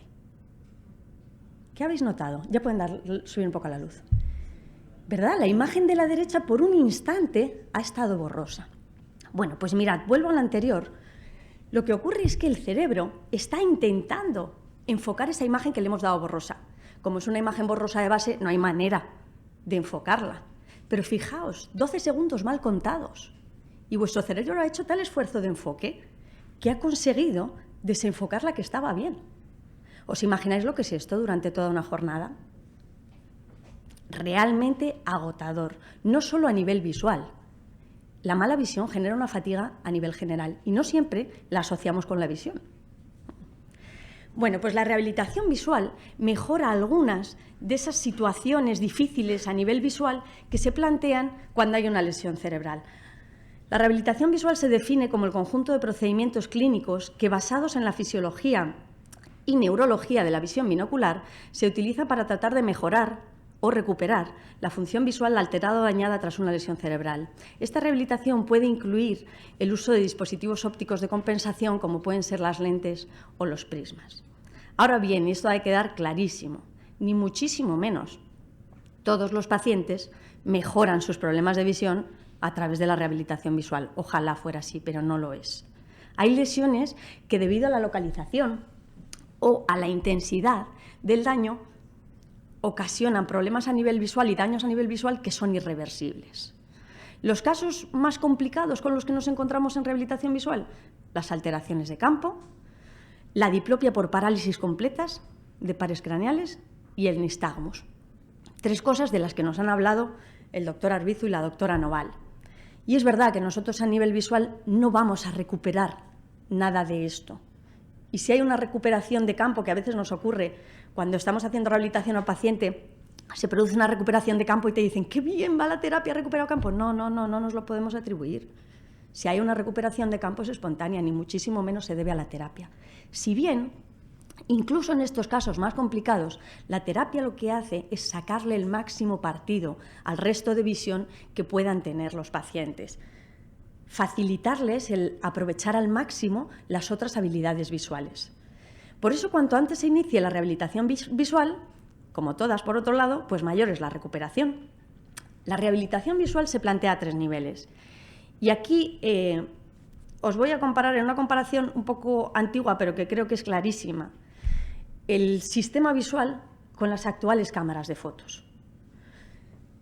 El ojo, en verdad, es una cámara de fotos. Capta imágenes, con mayor o menor dificultad, pero capta imágenes. Luego tenemos un cable por el que las fotos pasan al ordenador. Y después, en el ordenador, vemos qué hay en esas fotos y normalmente las organizamos. Ya os detallaré esto más adelante. En base a ese símil, la terapia visual se organiza a 3 niveles. El primero sería la rehabilitación motora, en el que trabajamos exclusivamente sobre la cámara. Si se ha estropeado alguna lente, si el enfoque no va correctamente, si algún filtro está dañado. El siguiente nivel sería la rehabilitación sensorial, en la que trabajamos en cómo las imágenes llegan hasta el ordenador. Y el tercer nivel sería la rehabilitación perceptual, que se basa en, una vez que las fotos están en el ordenador, cómo gestionamos esas imágenes. En la rehabilitación motora trabajamos sobre la agudeza visual. La agudeza visual, como ya nos ha dicho la doctora Noval, tiene 2 habilidades, digamos, 2 características. Una es la cantidad de visión, como de pequeñas puedo ver las letras en máximo contraste a una distancia determinada. Y otra es el contraste. Cuando yo empecé a trabajar en esto en el año 94, el Instituto Nacional de Optometría, donde yo trabajo, es una consulta de referencia nacional en pacientes afectados de esclerosis múltiple. Y en aquel momento se sigue repitiendo, una escena en la consulta siempre que venían, o casi siempre que venían los pacientes afectados de esclerosis. Normalmente vienen acompañados y cuando les poníamos los test de agudeza visual, ven la última línea y con frecuencia el acompañante le decía, ¿lo ves? Si estás viendo perfecto, es que no sé qué te quejas. Y él decía, pues sí, pero no veo bien. Y esto se repetía y se repetía. Yo en aquel momento no sabía que se debía a la sensibilidad al contraste, pero sabía que tenía que haber algo que a ellos les hiciera tener esta sensación de sí, lo que tú me digas, veo la última fila, pero no veo bien. Hasta que empezamos a valorar la sensibilidad al contraste. Y nos dimos cuenta que ahí estaba la clave. Imagínense una persona que ve la imagen de la derecha y otra que ve la de la izquierda. Los dos ven lo mismo, pueden contar la misma cantidad de barcos, llegan incluso a ver la islita que hay en el fondo, la misma cantidad de velas, las olas, pero obviamente no tienen la misma sensación de ver bien. Esta es la sensibilidad al contraste. En rehabilitación visual no la trabajamos. Si bien a nivel de deportistas de élite, para aprender rehabilitación visual aplicada a lesiones cerebrales, pues me tuve que ir a Estados Unidos, que allí sí lo hacían desde hacía ya bastantes años, y allí me encontré con que los equipos profesionales de esquiadores de nieve y los de golf entrenan la sensibilidad al contraste. De manera que por la intensidad del blanco de la nieve saben calcular la profundidad de nieve que hay debajo. Y los jugadores de golf lo mismo. Por el tono del verde saben calcular la altura de la hierba. Imaginaos qué capacidad de discriminar, ¿no? Bueno, la segunda parte que trabajamos, la segunda habilidad que trabajamos a nivel motor son los músculos extraoculares. Sobre todo nos interesa, en principio, en lo básico, la extensión, que sean movimientos muy amplios. Y aquí diferenciamos los pacientes que vienen afectados con una parálisis, en los que si hay parálisis poco podemos hacer, con los que vienen con una paresia. Y a veces da la sensación inicialmente que es una parálisis, pero cuando empiezas a trabajarlo te das cuenta que ahí hay movimiento, que necesita mucho más esfuerzo para moverse, pero que se va moviendo. Importante, trabajamos las acciones de los pares conjugados porque se producen contracturas de los músculos gemelos. Y sobre todo, muy importante, y la doctora Noval ha hablado de esto y me ha gustado mucho que lo hiciera, es la precisión de los músculos extraoculares. No vale con que tengan movimientos muy amplios, resulta que es que tienen que ser muy precisos, especialmente a la hora de leer. Y nos encontramos con 3 tipos de movimientos que intervienen en la lectura. Unos son de seguimientos, sobre todo cuando aprendemos a leer de pequeños. Son movimientos en los que vas siguiendo con suavidad y con precisión objetos, letras, lo que sea. Los siguientes son los movimientos sacádicos, que es como leemos los adultos. Son movimientos precisos de escaneo. Cuando nosotros nos entregan un texto, el cerebro en un momento, en función del tipo de letra, el contraste, la separación entre caracteres, la separación entre líneas, los márgenes, una serie de variables, calcula cómo han de ser esos sacádicos. Y si somos capaces de realizar esos movimientos sacádicos de forma precisa, tenemos una lectura fluida y con ritmo. Y después tenemos movimientos de fijación, que son paradas estables que nos permiten dar entonación al texto.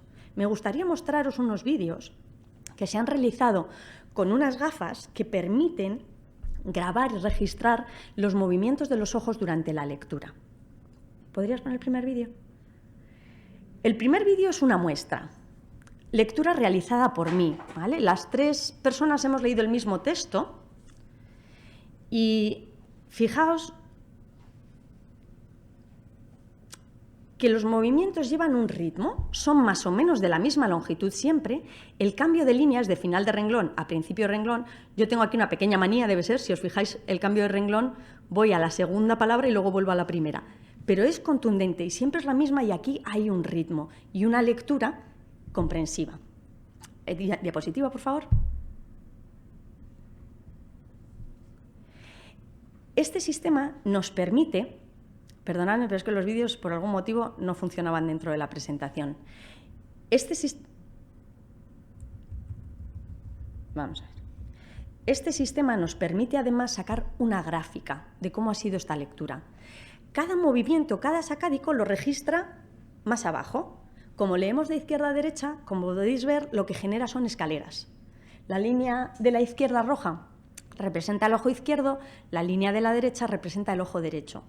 Y si os dais cuenta, hay de final de renglón a principio de renglón, de final de renglón a principio de renglón, y son escaleras muy parecidas. Os voy a enseñar el siguiente vídeo.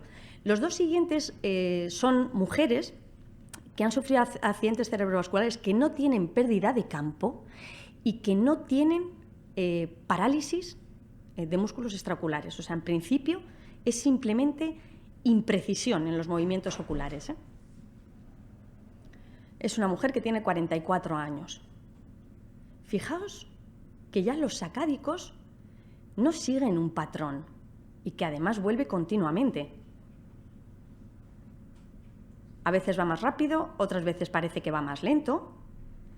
Pero bueno, el que haya regresiones, hay un cierto número de regresiones que se admiten como normales y las hacemos normalmente para quedarnos con información que hay en el texto, ¿vale? ¿Veis que más o menos tiene un ritmo?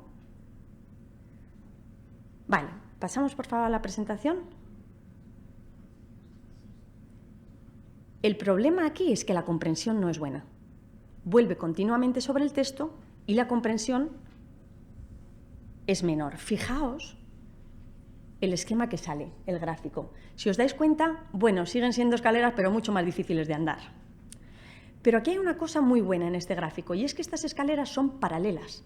Pueden ir para atrás, pueden ir para adelante, pero son paralelas y mantienen más o menos siempre la misma separación entre una y otra, lo que quiere decir que los movimientos de los ojos son bastante coordinados, imprecisos, pero coordinados. ¿Me pondrías el último vídeo, por favor? Fijaos el último vídeo. Esta mujer tiene tremendas dificultades para leer.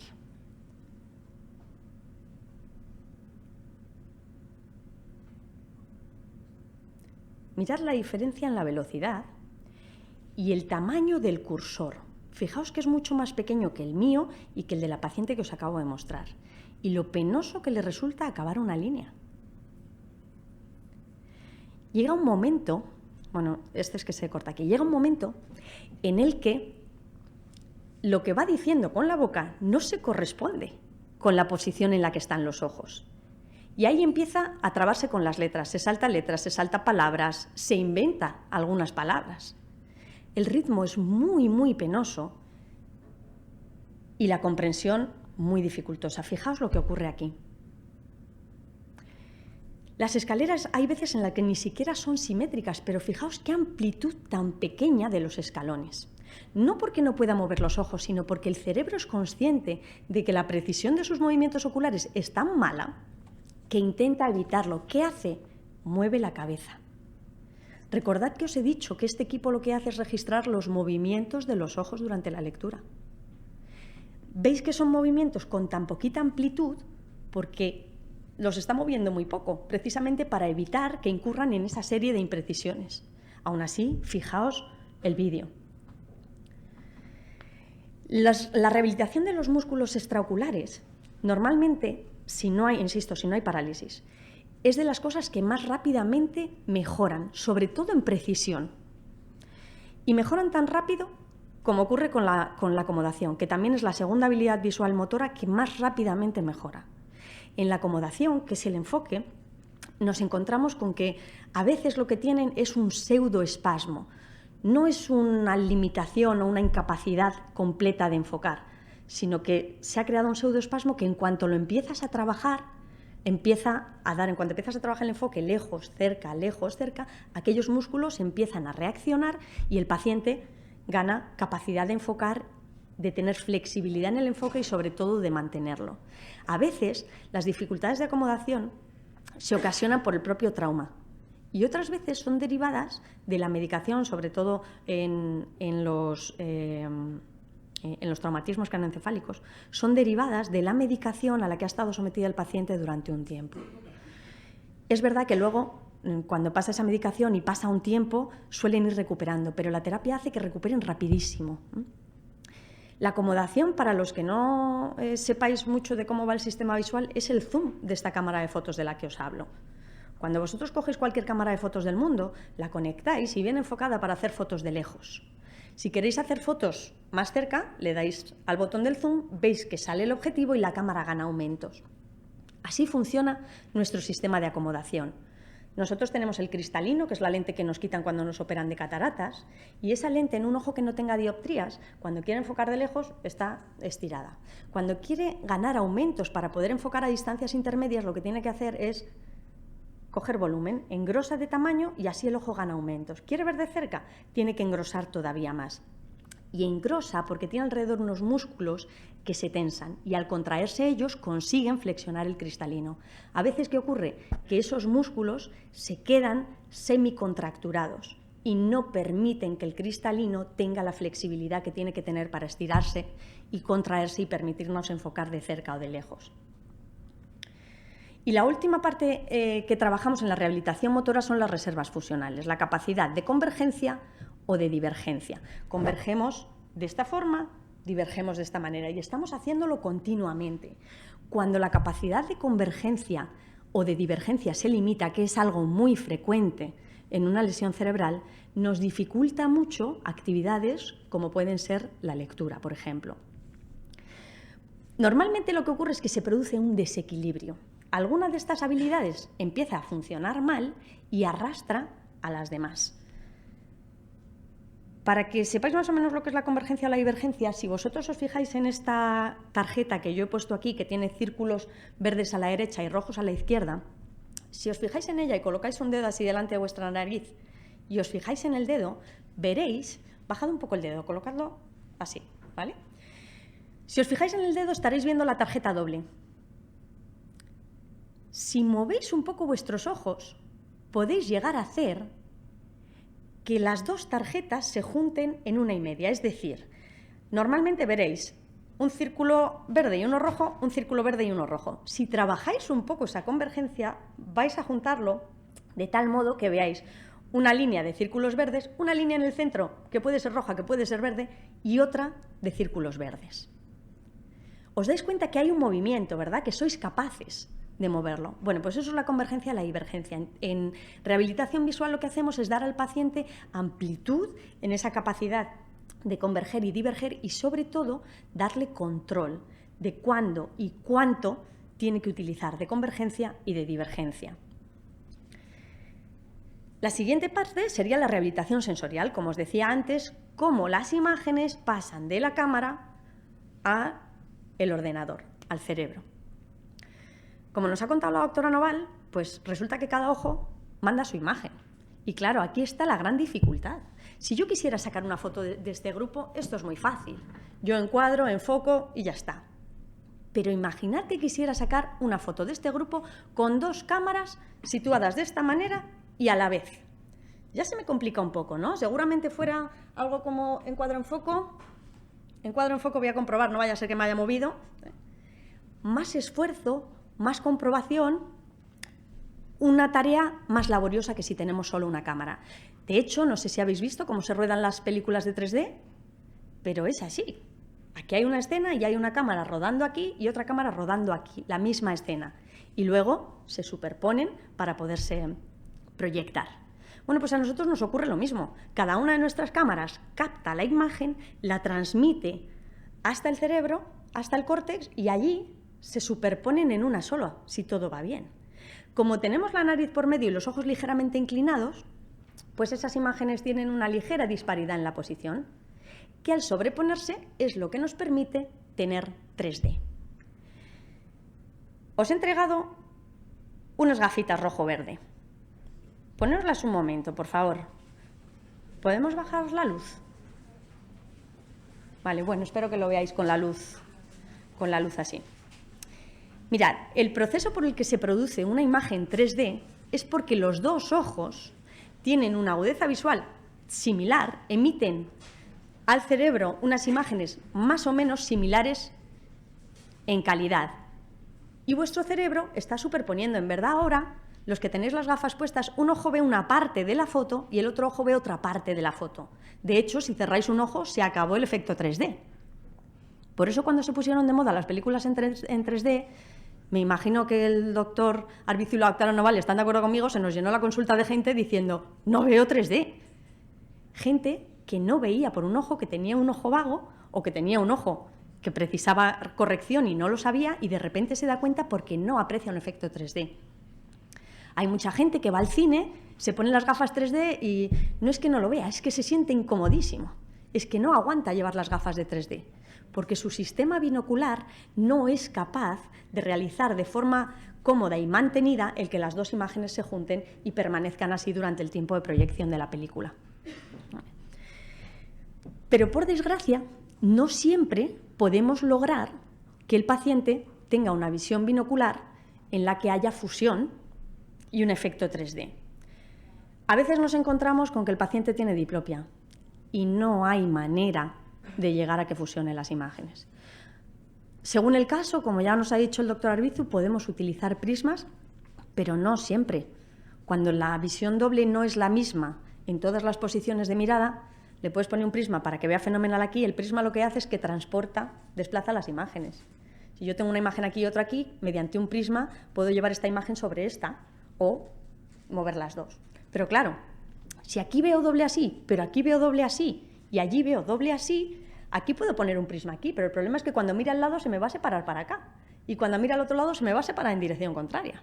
Con lo cual el prisma solo vale en determinados casos muy concretos y en situaciones. Hay gente que un prisma le va fantástico para leer, pero no puede usar esas gafas para nada más porque lo demás ve doble.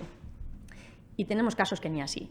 Y entonces todos habéis visto pacientes que van con un parche. O, más discreto, con una lentilla que lleva el centro negro. Con lo cual es como si llevas un parche, pero no se ve.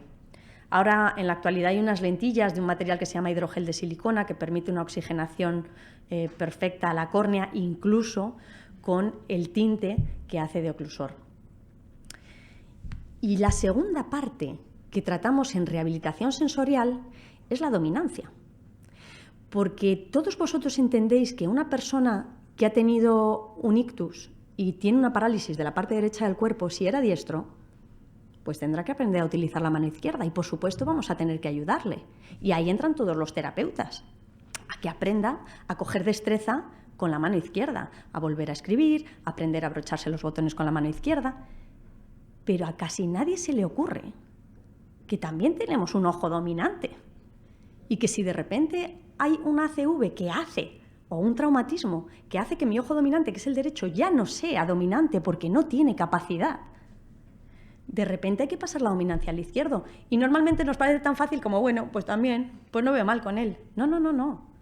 El sistema visual se desarrolla creando una serie de patrones que van en función de la dominancia que tenemos. Y cuando de repente no se puede utilizar ese ojo, hay que cambiar toda la dominancia. Y esto lleva un tiempo. Y sobre todo, si se practica y se hace terapia, es muchísima más rápida la adaptación.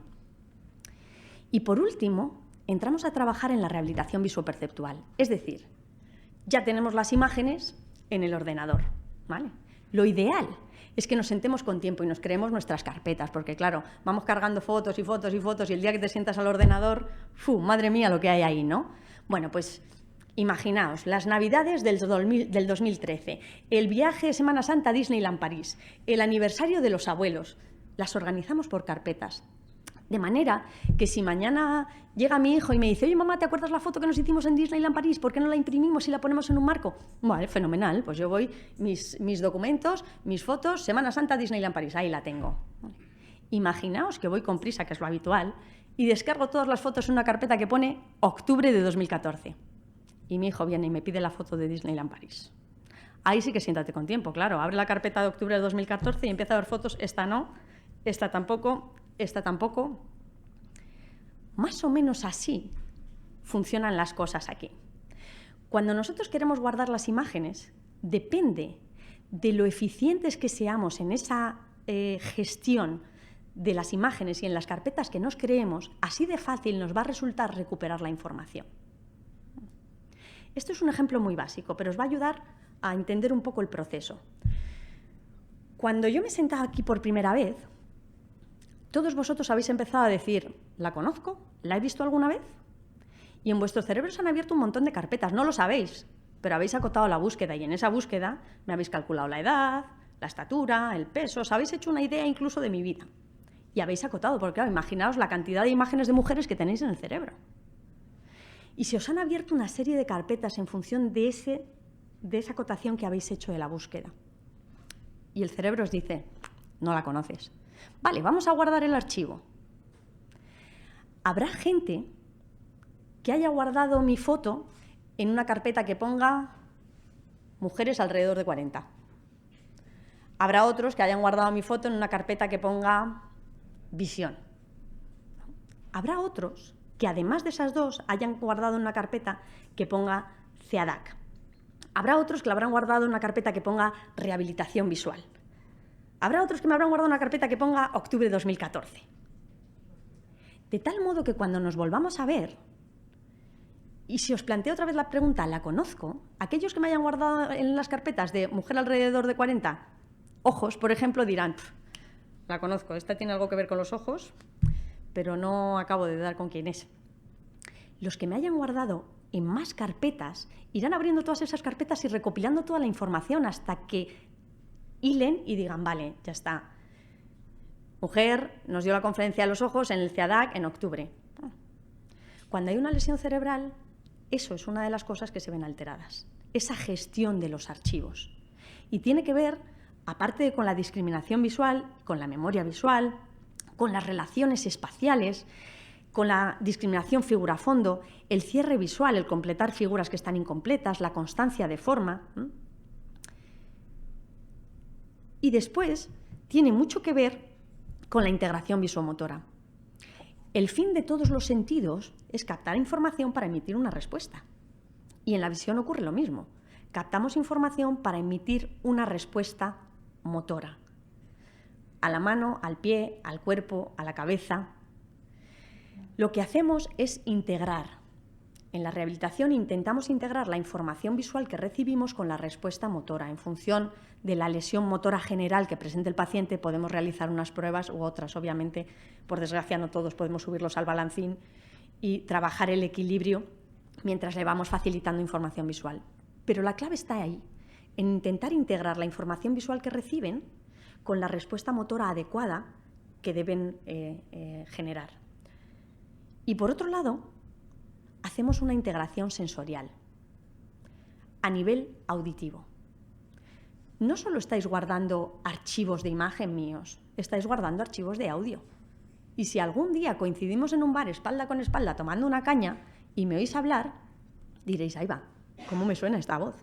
Inmediatamente os vendrá a la cabeza mi imagen, porque estáis asociando el archivo de audio con el archivo de imagen. Cuando hay una lesión cerebral, esos archivos no siempre encajan perfectamente y a veces el archivo de audio va por un lado y el archivo de imagen va por otro. Y en la rehabilitación lo que tenemos que hacer es encajar esos dos archivos para que nos den la información correcta y podamos emitir una respuesta correcta. Así es que la terapia visual mejora la función de las habilidades visuales alteradas tras una lesión cerebral. Y con ello facilita el desempeño de actividades cotidianas, que suponen un gran reto, que directamente muchas veces dejan de hacerse por la dificultad que suponen. Mirad, la mayoría de los casos que nos vienen a consultas por lesiones cerebrales, ya sean traumáticas, ACVs o incluso esclerosis múltiple, son dificultades para trabajar en actividades cotidianas, sobre todo en cerca. Leer, escribir, cocinar, usar el teléfono, usar el ordenador. Y esto muchas veces se soluciona muy rápido mediante terapia.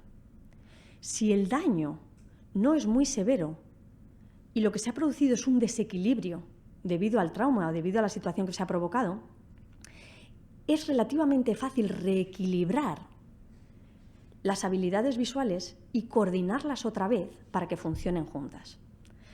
Muchas veces nos encontramos con que tenemos habilidades visuales monoculares fantásticas, yo tengo muy buena agudeza visual y soy capaz de enfocar perfectamente con este y también con este, pero cuando abro los dos ojos y tengo que coordinarlos, ya no soy capaz.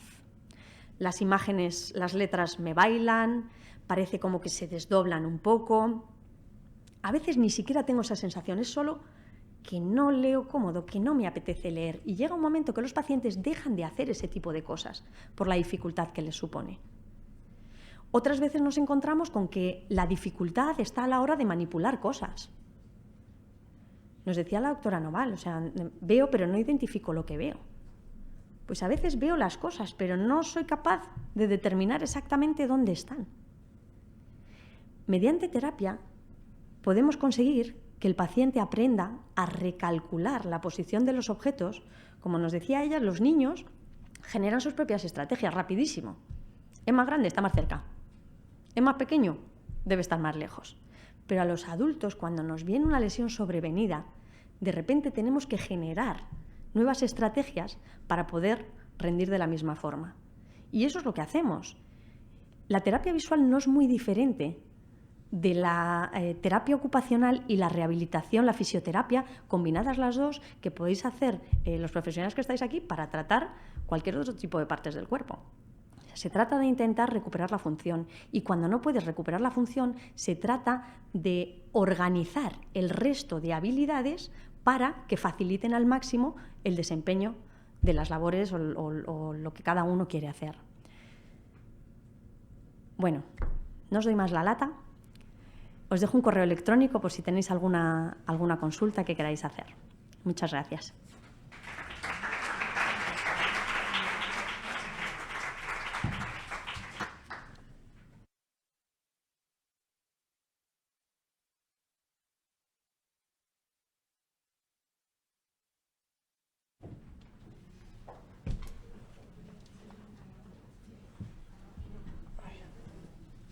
Bueno, vamos a pasar al desayuno y en media hora retornamos para continuar con la última parte de la jornada.